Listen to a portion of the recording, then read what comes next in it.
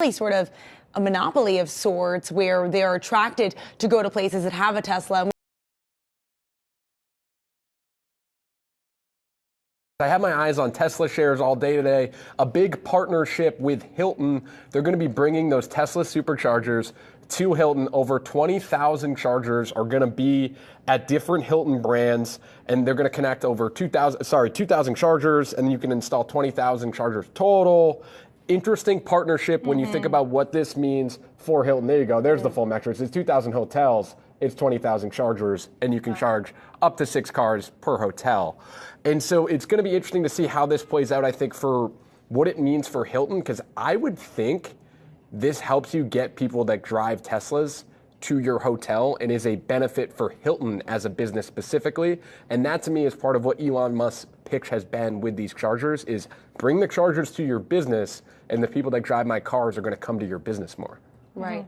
And I think really what we're seeing here is Tesla play into providing their chargers in multiple different opportunities. A few weeks ago, we were talking about Tesla inventing a diner for people to crowd. And so really, I feel like Elon Musk has done a pretty interesting job at sort of creating a community around Tesla drivers and really inviting people now with this Hilton partnership, but really sort of a monopoly of sorts where they're attracted to go to places that have a Tesla. And we were talking about the specific charger that Tesla now has control over it. Honda in a few years will get access to the same type of charger. And really Tesla doing a great job here at creating themselves as a leader in the EV space. Yeah, it seems like Tesla is making sure that its chargers are available to as many places as possible and really monopolizing that market. And I think the more the EV market matures, and you're already seeing so many of these car manufacturers lean into the EV boom, the more you're going to see this, not just at hotels, but also, you know, more superchargers maybe when you're driving on the highway. I think right now that's something that's lacking,